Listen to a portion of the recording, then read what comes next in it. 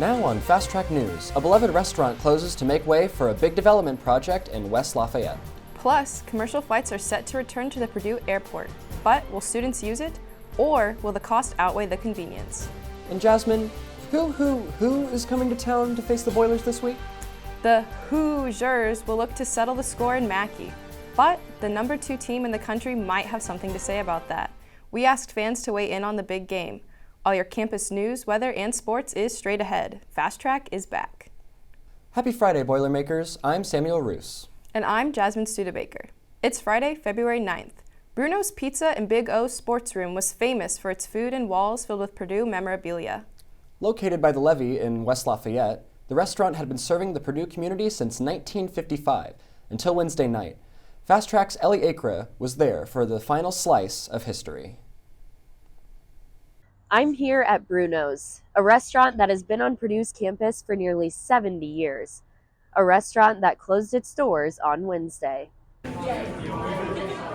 Pizza was sold out by 4:15 p.m. on Wednesday for Bruno's closing night, as loyal customers gathered to grab their last bite. The parking lot was filled with people young and old, hoping to get one more pizza and one last look inside the local establishment that has touched their lives. Like many children we saw, Scarlett has been coming to Bruno's ever since she can remember. We asked why she said she was sad to see Bruno's go. Because I probably won't have it again, and I just love their pizza.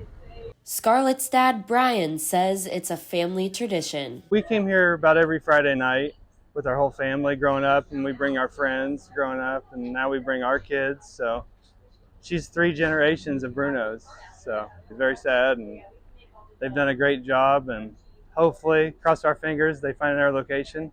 Not only is Bruno's a staple in the Lafayette community, it claims to be one of the first pizza places at Purdue and is filled with Purdue memorabilia.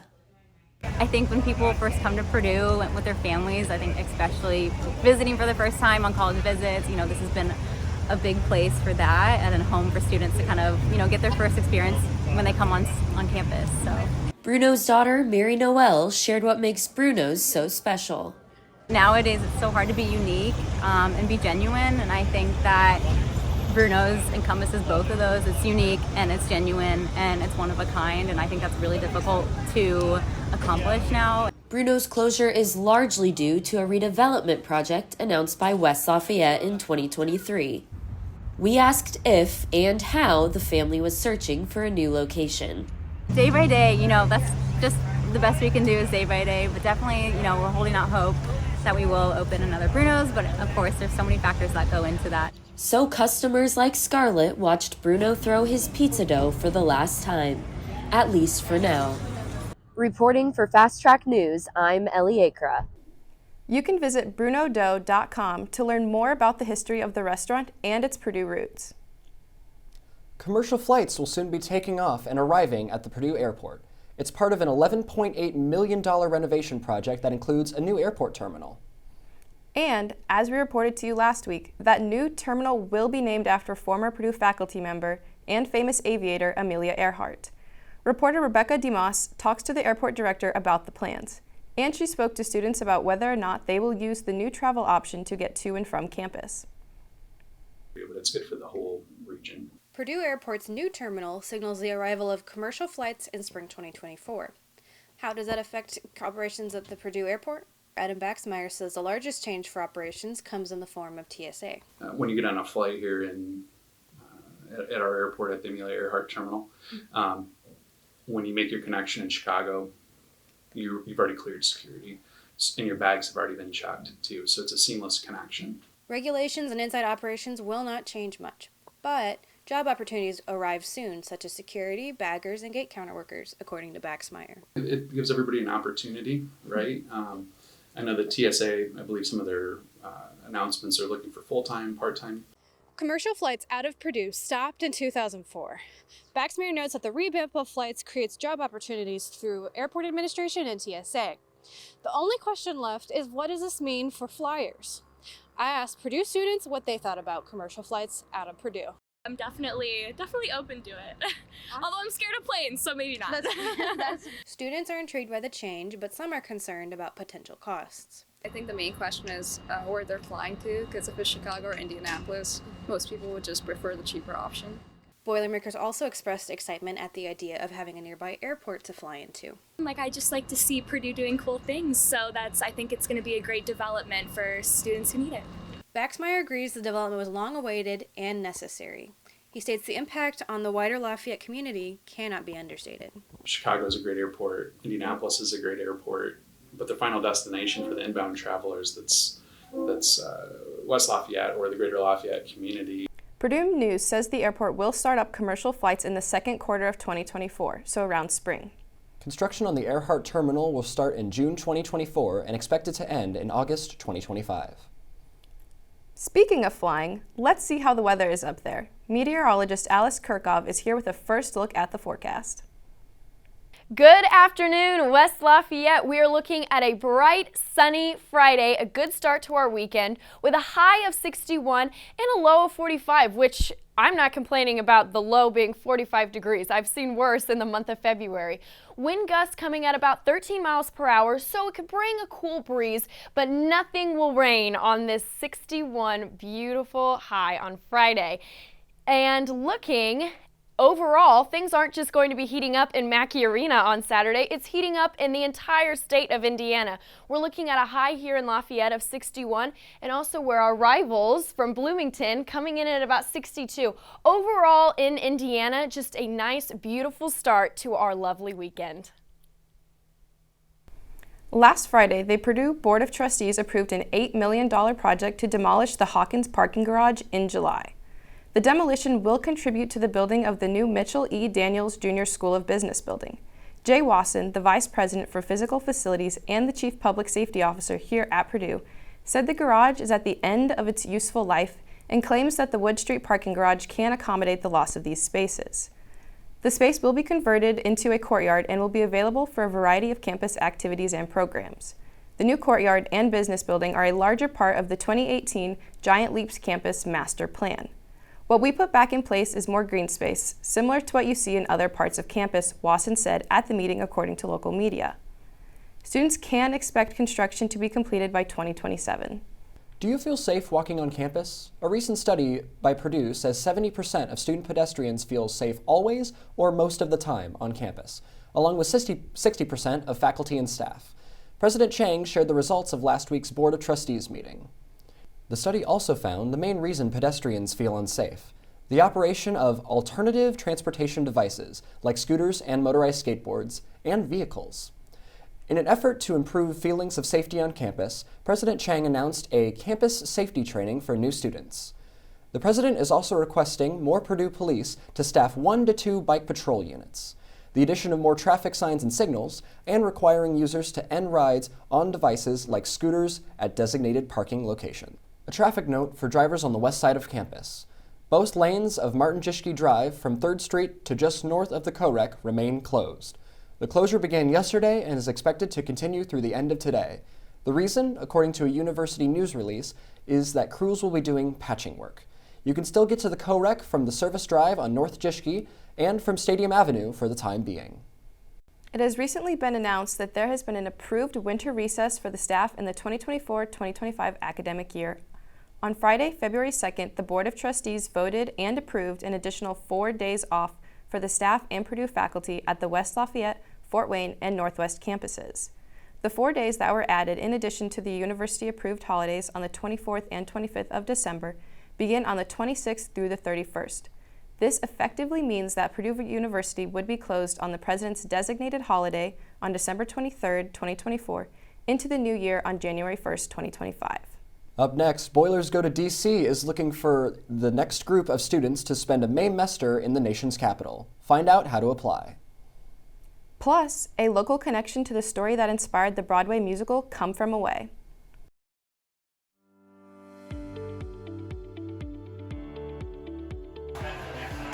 Are you looking for a new hobby?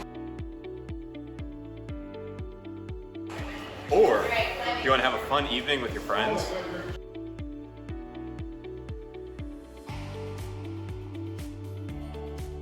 Then come climb to new heights at the CoRec Climbing Wall.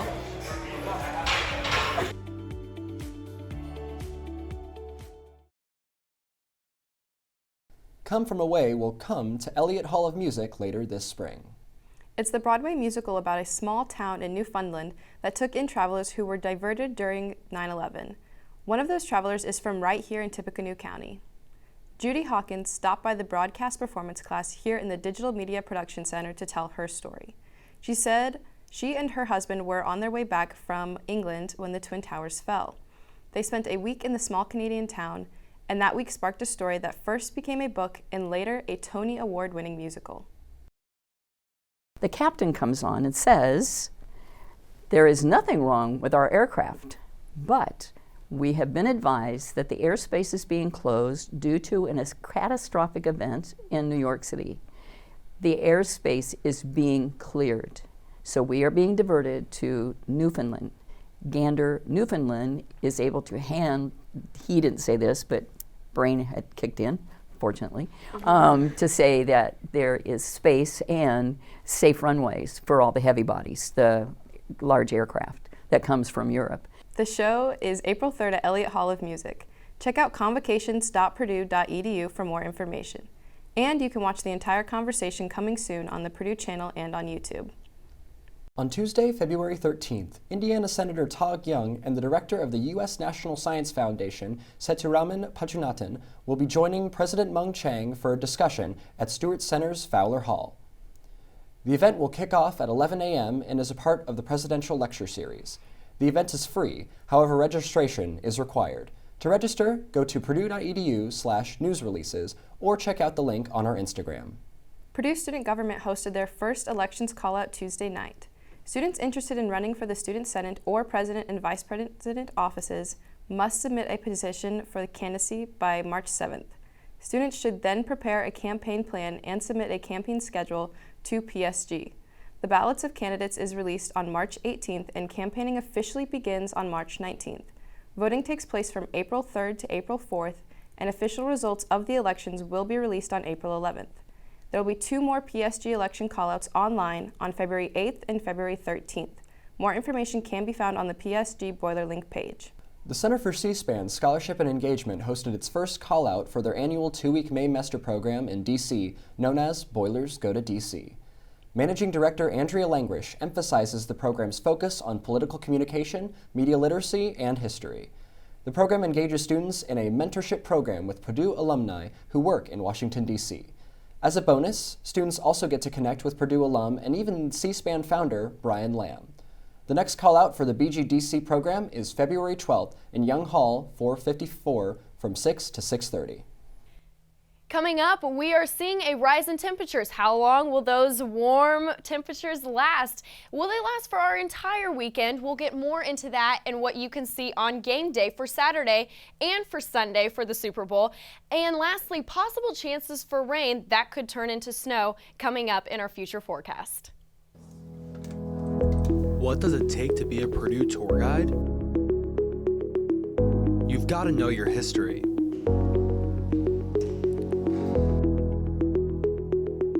You have to know your facts.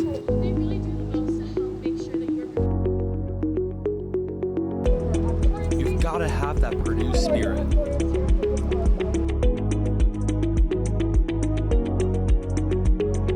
And you have to walk backwards.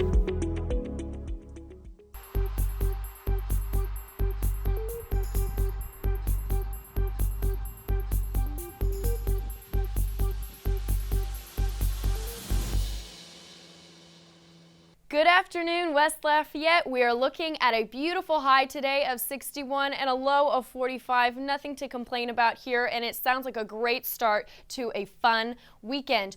Wind chances here are coming at about 13 miles per hour, so it'll bring a nice breeze, but nothing that will slow you down commuting, walking to class, or walking to Mackey Arena. Looking at our hourly forecast for today, starting at 12 p.m., in the afternoon is 52 degrees, and 2, we are starting to see that rise in temperatures at about 55. We're looking at our high point is at 4 p.m. with a 61 degrees, and at 6 p.m. coming down a little bit, seeing a little bit more clouds, and at 8 p.m. we're looking at a high of 49. Looking at our national forecast now, we do have a chance for rain coming in Friday night into Saturday morning, late in the evening, probably when you'll be tucked away sleeping. But we see that this system coming in, it could affect us again at about 1 a.m. in the morning, Friday into Saturday. So nothing too concerning. The temperatures will be a little bit lower. We have to watch for chances of sleet, but that rain coming in again will all be in the early morning hours. Looking at our weekend outlook, we've got an exciting weekend coming up. First off, Friday, just a great start. Maybe go for a nice walk. Get rid of all those struggles that you've been dealing with in classes this week, because we have got an amazing weekend outlook here. Saturday, the temperatures do decrease to about 48 degrees, but it is still mostly sunny, and we have our Purdue versus IU game. Lastly, on Sunday, Super Bowl Sunday, we have a high of 43, so the temperatures are starting to decrease a little bit, but nothing, again, to slow you down too much. We're looking at lows just right below freezing for those 2 days, so something to look out for. In the morning, you might see a bit of frost on your car, but nothing too concerning. Looking at our 7-day outlook for Friday, again, we have 61 degrees and a low of 45. Saturday, we've got a high of 48 and a low of 29. Sunday is a high of 42 and a low of 31. Overall, looking at a pretty dry weekend. But now going into Monday, we are tracking some snow for the start of our week. So we'll be tracking that further. We're not exactly sure when and what time that will come in, but we will be tracking that for you. Tuesday, we're looking at a high of 41, so a little bit rise in temperatures depending on how much of a cold front that Monday brings in. Those temperatures, we could see a slight decrease.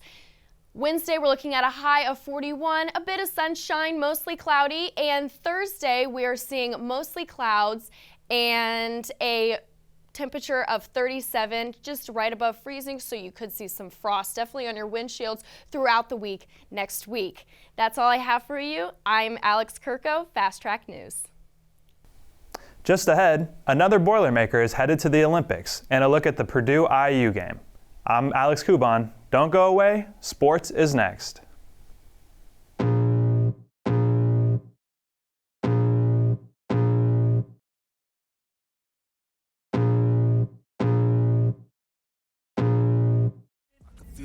Creeping up from the heathens, got will, got fight, got pride, got reason. If they wanna go eat, then you know I'm gon' feed them. If you're coming for me, hope you're ready for a demon. I got drive, got sight, always have a vision. I don't lie at night, I be in my feelings. I'ma be fine, need time, and I'll soon be winning. I can feel the blood creeping up from the heathens, got will, got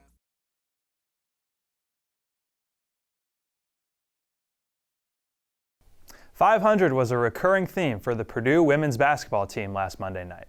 The Boilers fought hard against Illinois to earn their 500th program win.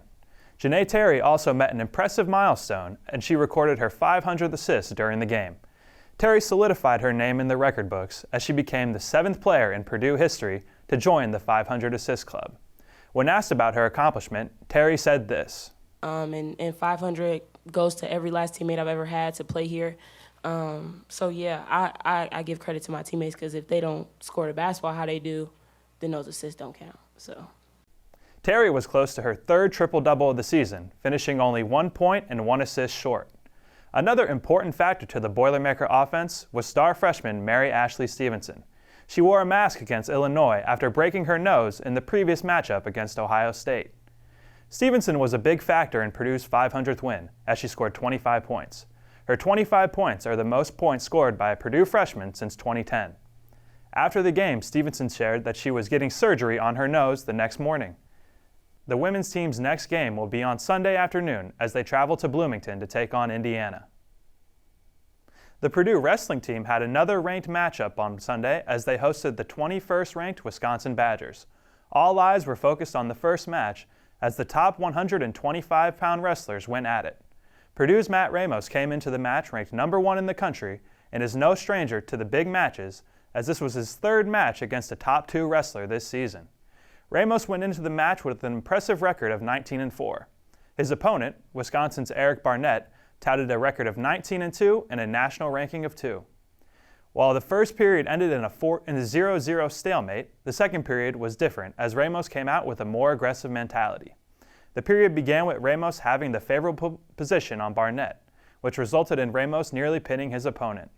The near pin earned him 4 points and made the score 4-1 heading into the third. In the third period, Ramos was able to successfully block multiple takedown attempts from Barnett. In the end, Ramos earned an extra point for riding time, which gave him a 5-1 victory. Unfortunately for Purdue as a team, 2 pins from the Badgers propelled Wisconsin to the 24-15 victory in the match. The Boilermakers' next match comes tonight in Evanston as they take on the Northwestern Wildcats. Could we see some changes in the current college sports landscape? A new advisory group has been formed between the SEC and Big Ten athletic conferences. The group will not have any formal authority, but Big Ten Commissioner Tony Petitti says that the two conferences are integral to college sports governance and reform efforts. In a recent press release, the Big Ten said that the purpose of the group was to, quote, take a leadership role in developing solutions for a sustainable future of college sports, end quote. Watch out, Paris. Purdue is coming to town this July. Macy Vieta punched her ticket to Paris in the prelims at the World Aquatics Championships, where she qualified in the 10-meter dive. This makes Vieta the first female diver to qualify for the Olympics since Mary Beth Duniche in 2008. This isn't the Boilermakers' first go at the Olympics, as Purdue will now have a diving representative at a 5th straight Olympic Games. Vieta will not be competing for the U.S. and instead will be competing for Puerto Rico, making her the first Purdue diver to compete for a nation besides the U.S. Good luck in Paris, Macy. Need to brush up on your batting skills? Well, Purdue Baseball's annual Fan Fest is just around the corner. The event features skill stations, inflatables, games, photo opportunities, and autographs, as well as a chance to interact with Purdue baseball players and coaches. The skill stations will include batting cages, bullpen mounds, and a chance to play catch with the players who will help run the stations. Purdue Pete is also rumored to be making an appearance. The Fan Fest is a free admission event and is scheduled on February 11th, Super Bowl Sunday, from 3 to 5 p.m. Free parking is available in the F lot east of the Mollenkopf Athletic Center. Purdue men's basketball took on the Wisconsin Badgers last Sunday in a top 10 showdown. Entering the game, both the Boilers and the Badgers sat atop the Big Ten standings, with the winner taking a commanding lead of first place in the Big Ten race. After an exciting back-and-forth first half, the Boilermakers took a 2-point lead into the half. In the second half, Purdue never looked back as they led for the remainder of the game and finished with a 75-69 win. Purdue had 4 starters score in double digits, while Lance Jones and his 3 threes led the way with 20 points.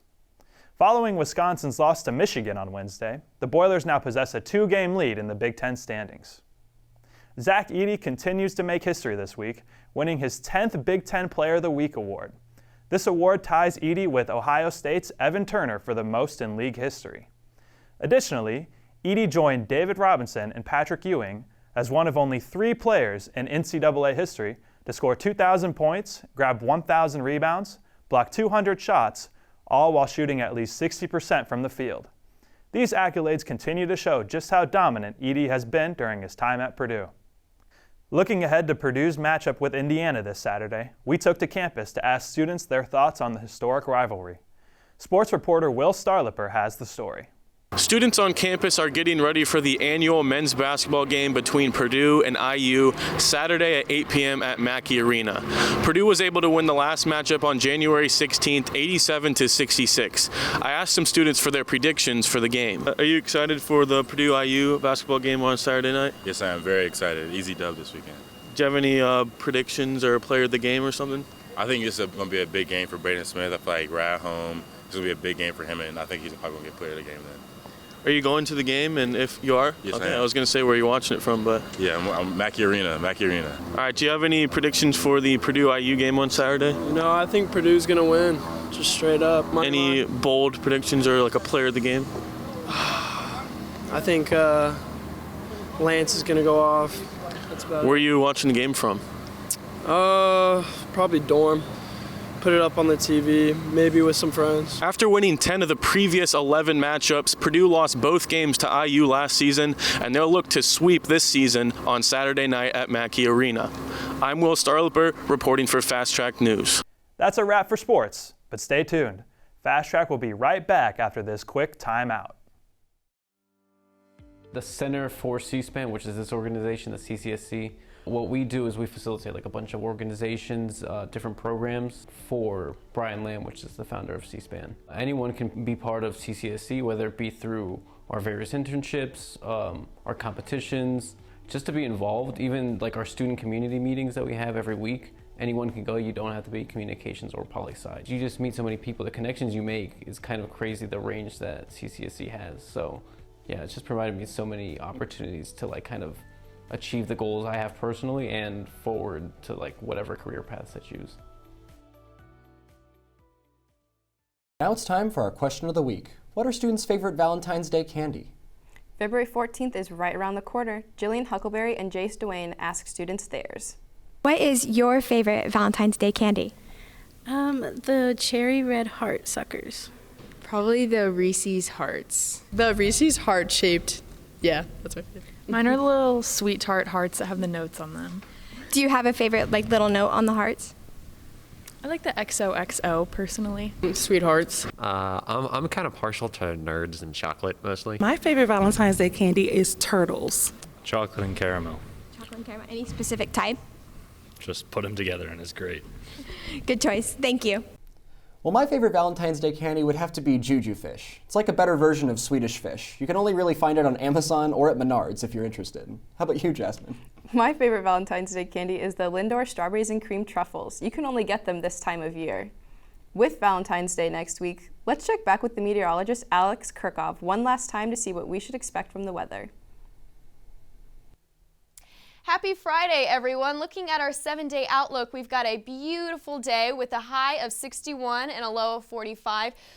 Moderately dry day for Friday, but looking into Saturday, we could see a little bit of chances of rain. Looking at a high of 48 for game day and a low of 29. Going into another great game day, Super Bowl Sunday, is a high of 42 and a low of 31.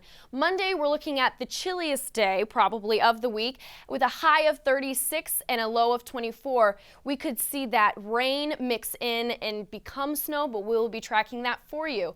Tuesday, we have a high of 40 and a low of 27, and Wednesday is about the same temperatures, high of 40, low of 27, and lastly, Thursday is a high of 37, low of 24, seeing mostly clouds, but could see some rays of sunshine throughout the week. That's all I have for you today. I'm Alex Kirko, Fast Track News. Check out our Instagram at Purdue Fast Track News for all the latest news, weather, and sports updates. Thanks for watching Fast Track News. We'll see you back next week.